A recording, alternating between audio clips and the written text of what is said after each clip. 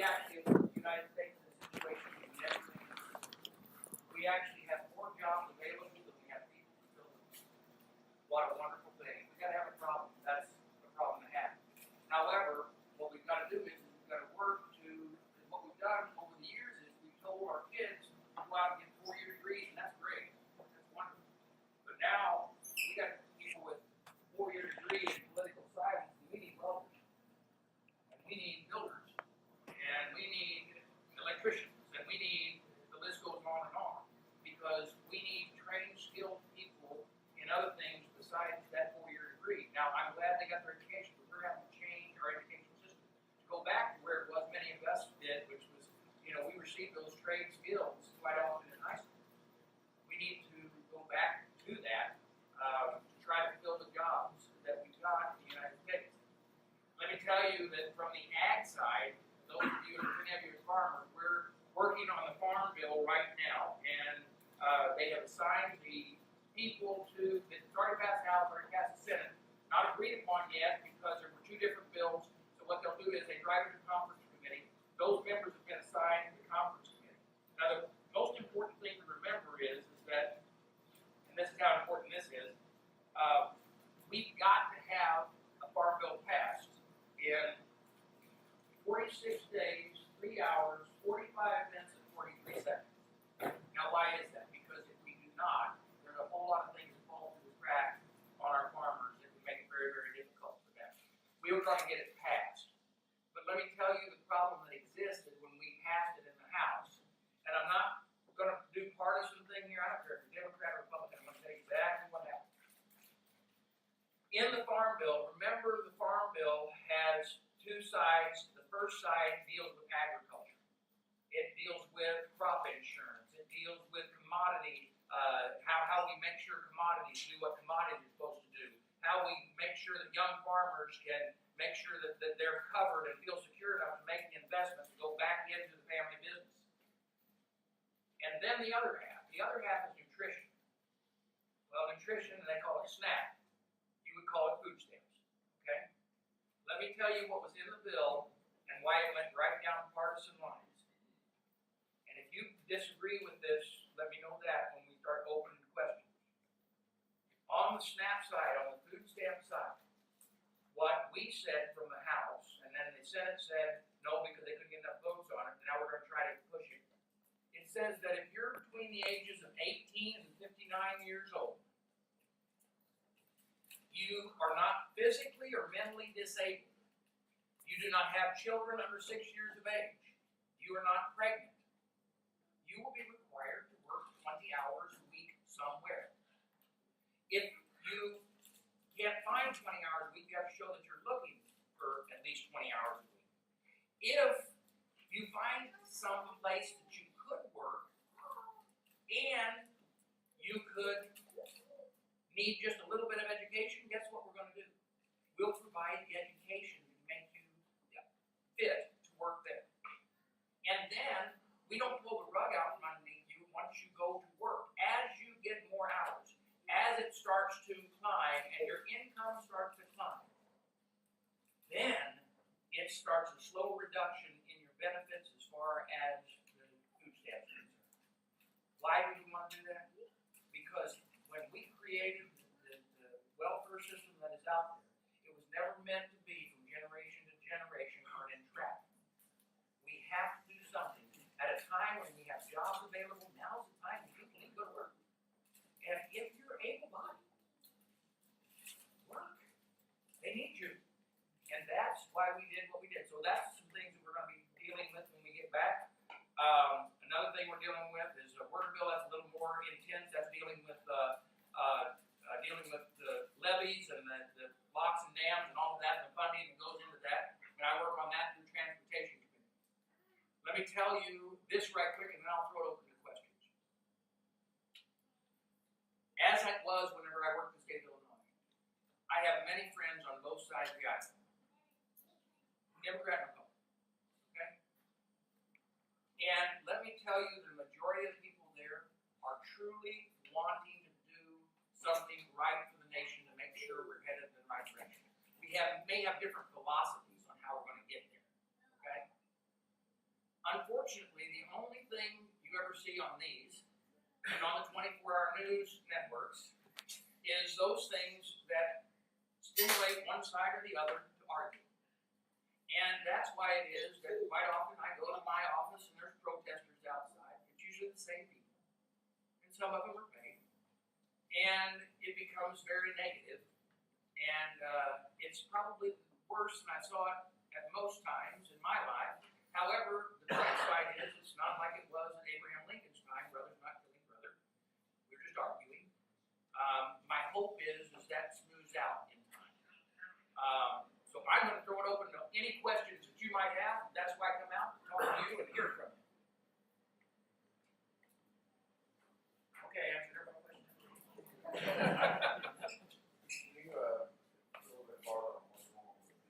Sure. There's several things that are going on with VA.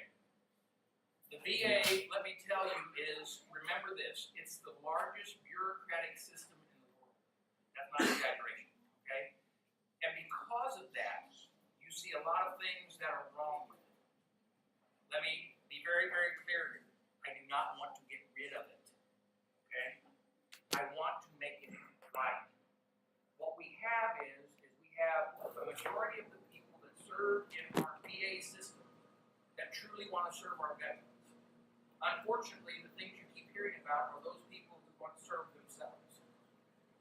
We had to give the power to the administration of the VA to start cleaning up those people who wanted to serve themselves and not serve the veterans. I'll give you an example.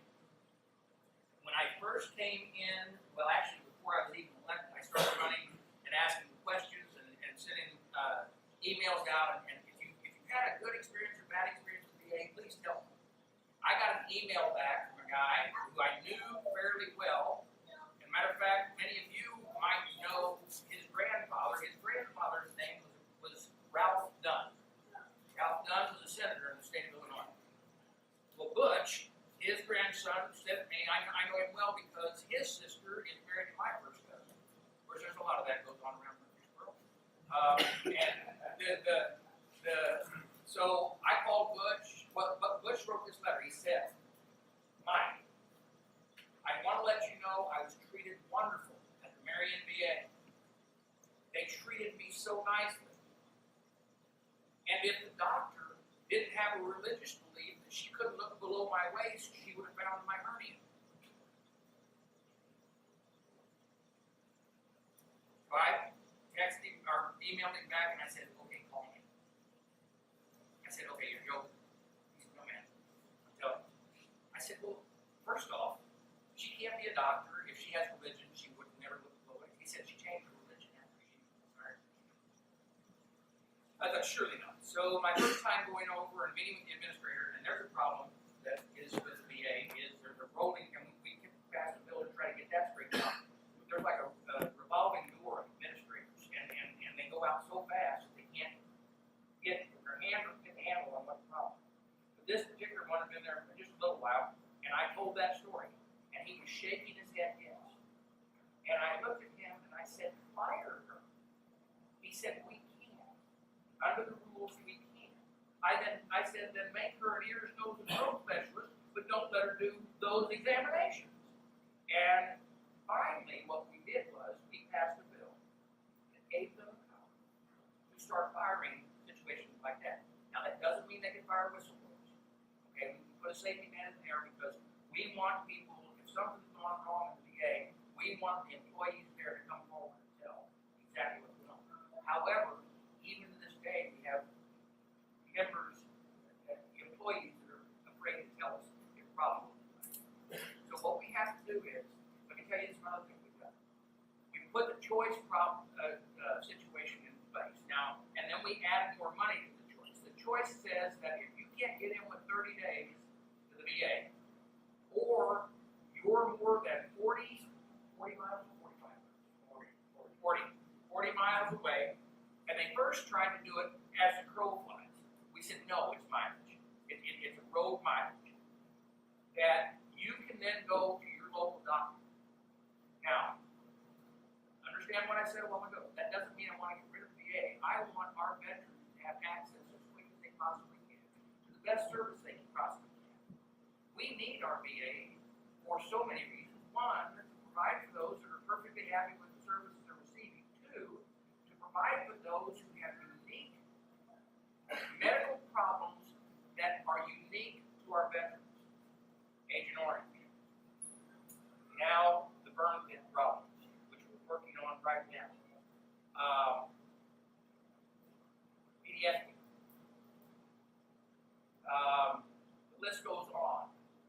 We actually have some wonderful things going on. There is, matter of fact, Steve, who works with me in the back room, he and I were over at Jefferson Barracks the other day.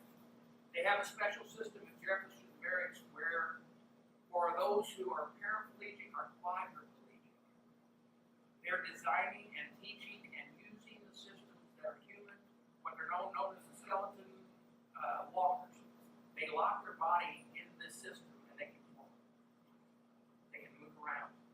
They can be on their own. And it's getting better every day. Those are the type of things we need to make sure we're doing. So when we're working in the VA, we're doing that. Now, next week, I will have the chairman of the VA committee, Dr. Rowe, will be coming in, and we're going to be touring first Jefferson Barracks and John Page Avenue, the benefit center. The benefit center, and then from there we're coming down to Marion for about one morning next week as well. Marion has some unique problems. We identified what those problems were. I want to expand on that a little bit. We knew there were problems. We kept hearing, we saw the reports, and there's certain reporting factors. I'm on another subcommittee. That subcommittee I'm not chairman of, but General Jack Berkman, Marine General, retired. He's the chairman of that. He and I are very good friends. And so they came to me and they said, we're getting these reports from Marion and we're sitting in a team. I said, great, I'll be there. They go, no, you won't. You're the congressman. You stay out. Our team is the team going in and it's 3 years. And they did. They went in and they did an investigation. They used the other information that they had gotten from the overall review and they identified some problems. The bad thing is, one of the things they identified was the HR person, the person who does the hiring, basically was underskilled, undertrained, and spent a lot of time hiring.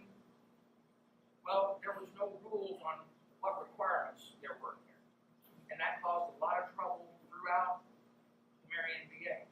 When advising them that we wanted this straightened out, the administrator said she didn't have to listen to us or fire us. That's true. She doesn't have to listen to us or fire us. But that doesn't mean she has to be there either. And so we're working with the director now to try and straighten those problems out.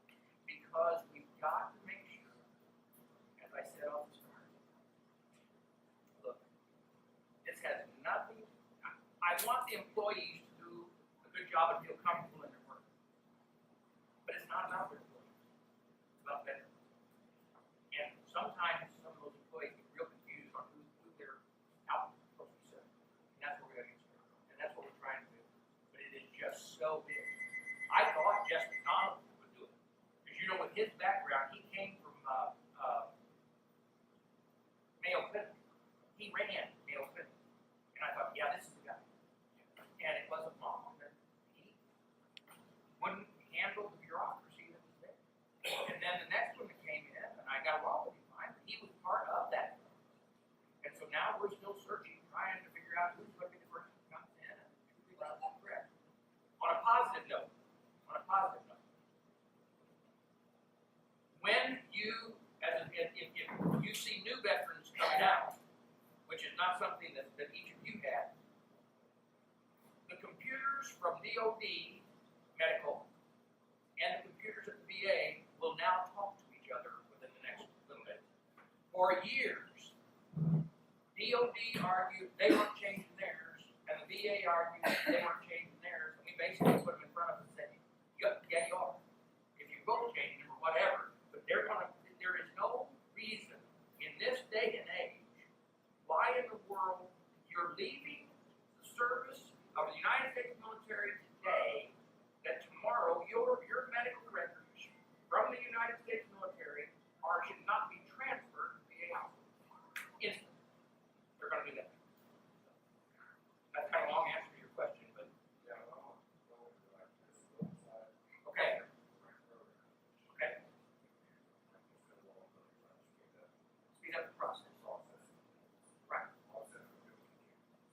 You already have.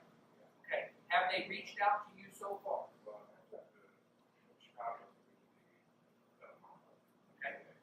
For the new one?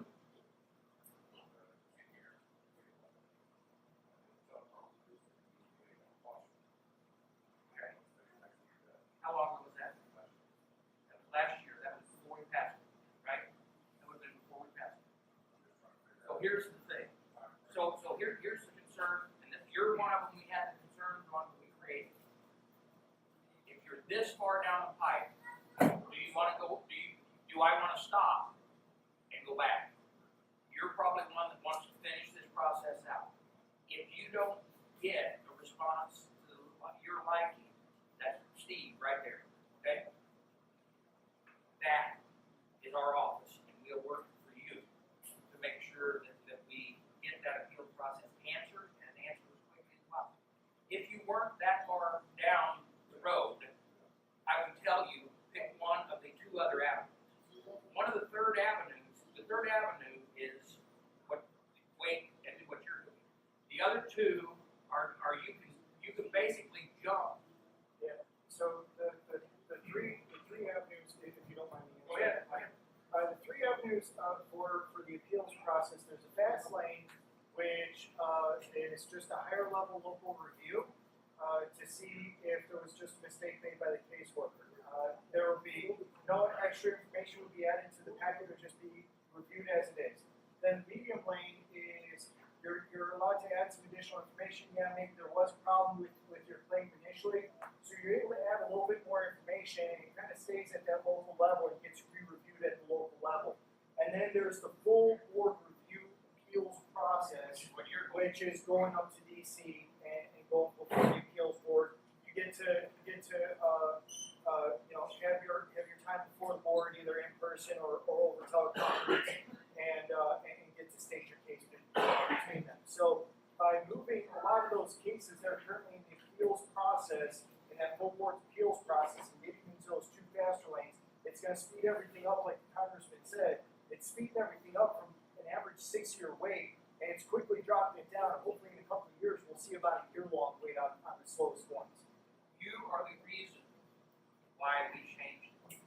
There's no reason anyone should ever have to wait for a response. And that's also why we've got Steve in our office.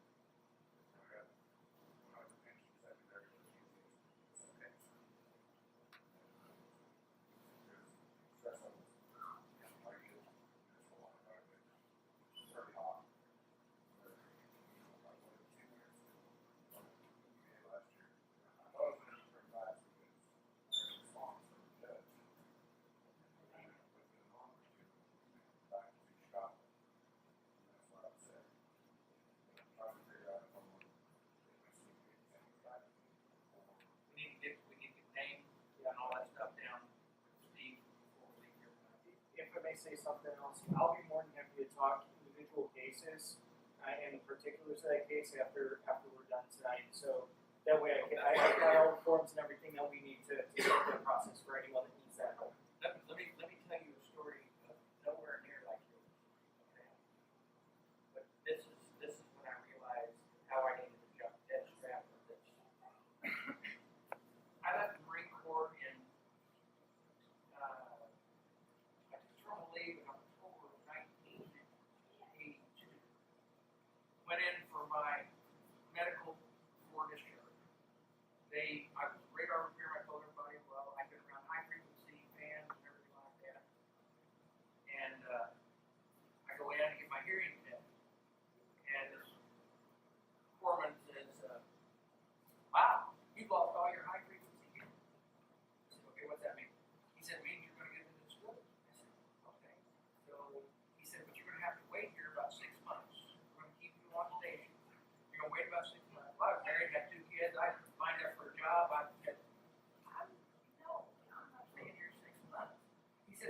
sign this waiver, but you'll never come back on us again. And I did. I didn't think much of it, you know. I'm a state rep several years later, and I'm talking with the VA person that does such a great job on Murfreesboro, and I knew her well, and I kind of told that story, laughed, and I said, I signed mine away. She said, no. She said, you can get your, you can do it. Okay. She said, let me help you. So we filled out the paper. Then it. And said, no, this is what. And so gave it up to BD 214, all that stuff and everything. Waited, and I was denied. He said, well, we need to try it this way. I waited, I was denied. Well, finally, look, I was doing fine. My money was okay. I let it go. Fast forward, I become a member of the U.S. Congress. I'm on the VA committee. Jess McDonald and his right-hand person come into my office. I tell him the story. His right-hand person said, we can get that. I said, no, you can't.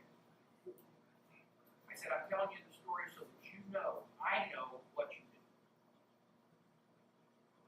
And that ticked me off more.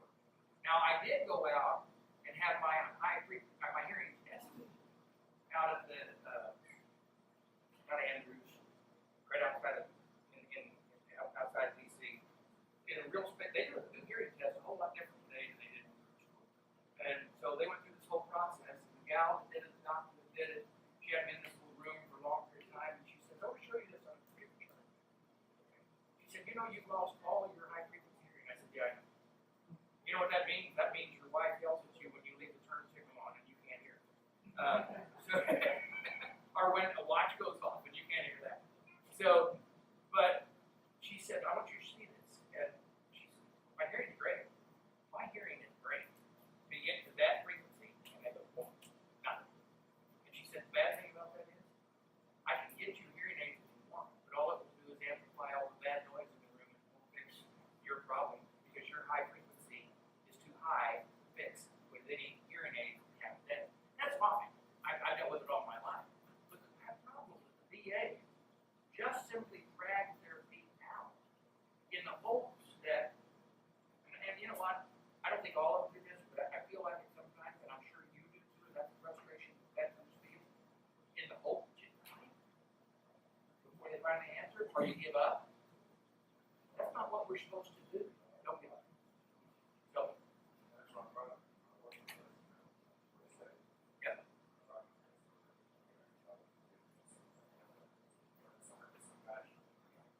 Well, remember, Steve's a disabled veteran, and that's what he loves doing too. That's why he works. And then I've got another veteran in the Carbondale office. Steve works without, and then I've got another veteran in the Carbondale office, Matt Mulkey, who works on all of our VA. So we've got two guys, one in DC that works just on the VA issues as their actual legislation. Other questions? On this, next Jones. Yes. Over 40 miles is what they were going on. From east up to VA down in America, like that. I've been going to doctors in this area. That is going off. He's up there. Another, I got to go there. 65 miles. I talked to him yesterday. Maybe I can get something done. No, if you're over 40 miles, you should be able to go directly to your doctor, and they are reimbursed. I know, I'm just thinking, Yeah. they come right down there. You know that. Yeah, sure, we'll go ahead and submit some paperwork real quick and, convince them that you're right. I'm not. Yeah, they'll get it right. Hey, I'm not your district. That's okay. We'll take care of it. Take care of it. I know the other guy up there. We'll talk to him too. That's Shimkus. He's all right for an Army guy. That's good. That's good. That's Army. Other questions? I've got a question. All right. This is something that we've talked about in our post several times. Why is it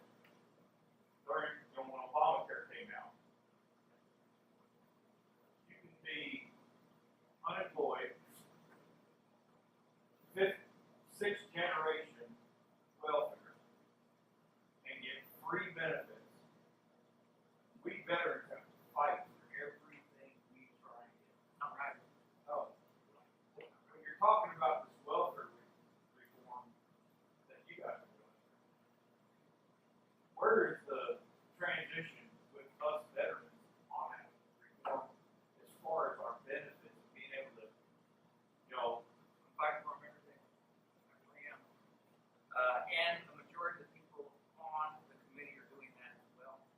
One advantage the committee has right now is that we have a tremendous amount of military, either veterans that are doctors now or doctors that were in the military when they were doctors. You know what I'm saying there?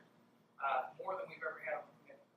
They know the operations and procedures and where it is that the VA is silly in requiring too many things rather than moving forward with treating our veterans as quick and efficient as possible.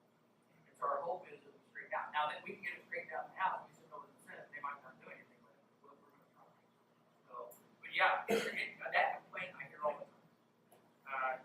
You know, and Obamacare, that's a whole different bailiwick. You know, a lot of people ask me, why did you go to reveal the place? Because I stood on the stump and told everybody I was. And I did, twice. And now we have got certain places where we've taken pieces and parts of it out, but now we've got to rebuild. And let me tell you that this is about Obamacare. The Democrats' idea was not wrong. To have affordable, portable health care that did not exclude anyone because of pre-existing conditions. That's not wrong. The language that they used was bad, wrong, and did not work. Because you couldn't keep your doctor. It was more expensive. And it was failing. And we've got to straighten it out. We've still got to straighten it out. We've got to get past this constant arguing of whether you're Republican or Democrat or whether Obama put it in or whatever, and come up with a plan. And I'm going to tell you, I have all respect for every veteran out there as the veterans that they serve and are. But one particular veteran, God bless him, and I hope he's not feeling real bad right now, and it's with his health conditions. But I don't have respect for him as a senator when he went like this, because I know the bill was full. I know the bill was full. And when he did that, he stopped us from even making the bill better. Because had we passed it, then we come together in a conference committee and we come back to a different table and we argue and push and pull and say, oh, well, this isn't right, let's do this. Instead, we didn't get that chance. So as we move forward, we still have to, my hope is we get through this election, people wake up and they come back together. I kind of get headed up there, sorry. Others? This is the open one, ever be open back up? It's what is? Enrollment for benefits? For the ACA? Well, think like yourself, right? I spent 4 years with the Navy. Yep. It's all in the Mediterranean. Okay. Remember, I retired from my permanent job when I was talking about getting into the VA benefits. Right. With my income and everything, and she looked at that and said, what the hell is you doing? There's a constant argument over that. I know, I'm still on ACA, I'm sorry. There's a constant argument on where the level of enrollment is going to be based on your income and everything like that. I always thought, whenever I went in, it didn't matter what my income was, that I was going to be able to receive my benefits. And I think you thought that too. And I believe that that's where it needs to go.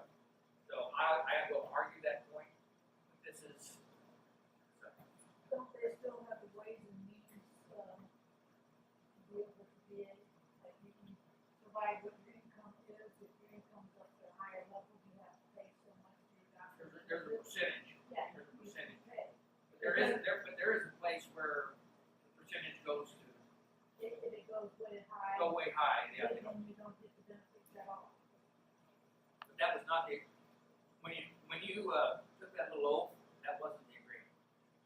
Well, my husband was in the service for 6.5 years, and his, it would go according to our income. Sure. Sometimes we have to pay more for the prescription, sometimes we have to pay for,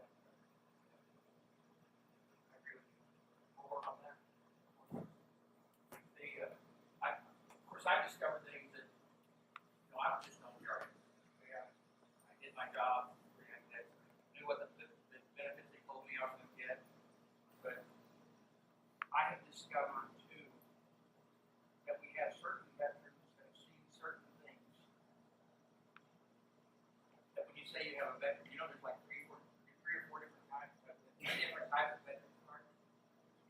And there are certain veterans that solve certain areas that they don't even question anymore. They have a specific card, and I saw one the other day. I mean, this is just a side note. There would never, ever be a question on their health issue because they know where they put them, their health issue is going to go really, really, really south. I mean, guys and gals, we served. We served and we went where they told us. They didn't tell us, hey, you kind of knew that there might be some bad stuff there, but sometimes they put us in some real bad stuff. And so it is the responsibility of our government to take care of it. So he's giving me the sign that I'm supposed to get out. But if there's any one more or two more questions, I'll take them. If not, Do you know where the,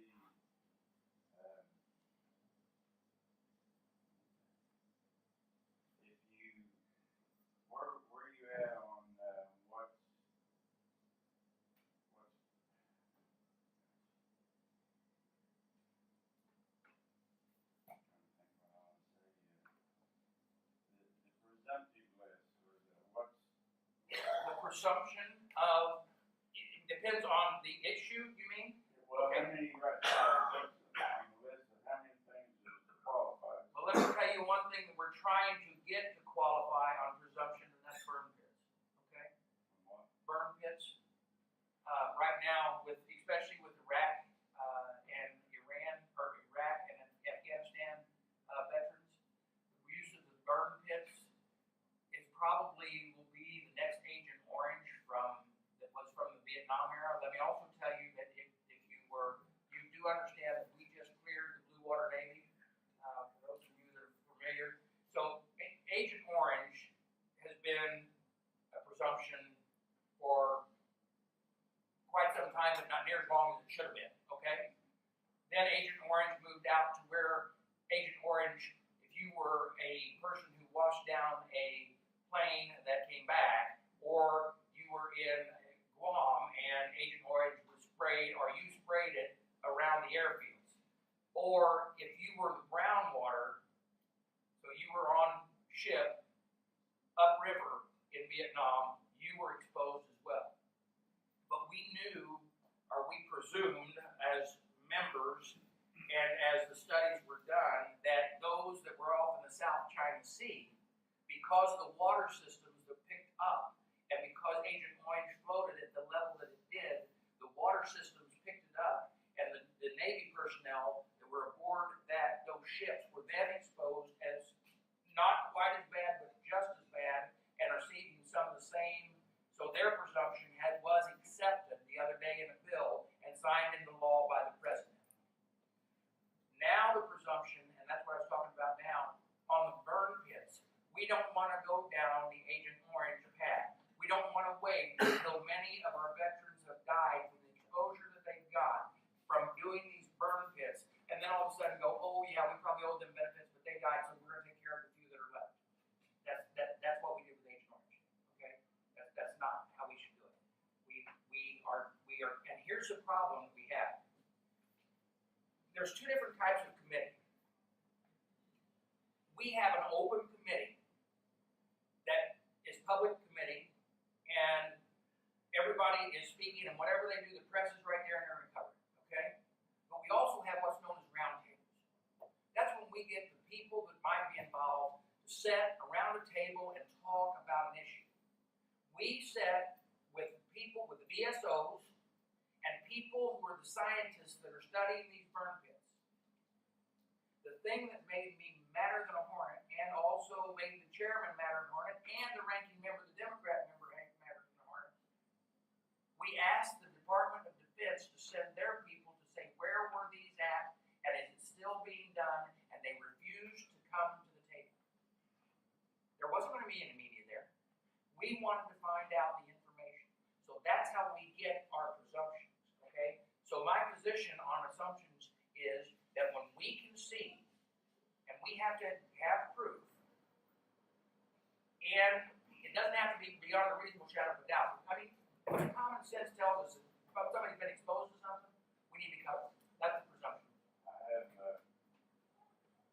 last summer. We've got a claim in, and it's been 4 or 5 months now, we haven't heard back from them. Same thing with Steve. We'll get it checked. We'll get with Steve and get everything, the information on that as well. Others? Before Steve throws me out. Let me say, I don't get an ag question real quick. okay, Well, if you're running short of time, so I'm just gonna make it a lot simpler than I could have. I guess you said the current 2014 farm bill expires in the first of October. first of October. Yeah, I got it down to the second.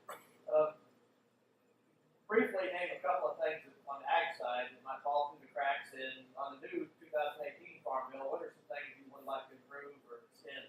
Okay. Some things that we did was we increased, for instance, one of my bills was put in there as a bailout. Farmers right now, there's capped at 120, or new farmer is capped at a guaranteed loan of $1,025,000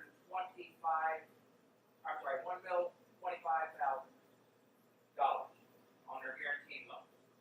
Folks, I don't know if you've been around farms lately, that's not a very big amount, okay? I wanted to go to 250, they went to 175 in this bill. I would prefer that it goes to 250. I believe that's what we can guarantee with new farmers that are making the investment, and understand that isn't taking tax out, that's just guaranteeing their loan. And the amount of people who fall on those loans are not too many in the ag industry. They're pretty reliable people. We got that. We've got the crop insurance.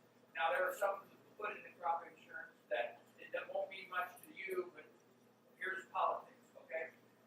If the chairman of the ag committee and the secretary of ag and the chairman in the Senate are all from cotton country, odds are cotton gets in the ag no better than anybody else. So just so you know, that before we kind of had this poll on cotton, they don't have that open, okay? There is, what we did was on the set aside, CRP. Yeah, we actually increased, we put some stipulations of not taking prime farmland out, but then some conservation stuff to make sure that the land that could be taken out is near waterways where we don't lose topsoil. Okay? Trying to think. And remember, that bill's only about that big. I'm trying to remember anything else, but there were a lot of things that were in there that were. Let me tell you a disadvantage I have right now. My ag person, RJ, who is respected nationwide, was my ag guy. Well known, knew it top to bottom. Sometimes he knew so much information that I couldn't get it. Okay, I said there, okay, now put it down, put the other down, all we need. But I knew he was good, but I knew I wasn't going to keep him long because he was so good. But now I have a great advantage because one, I lost him. I have a wonderful new ag person as of 2 weeks ago that she was up in training anyway, but RJ is now the chief of staff for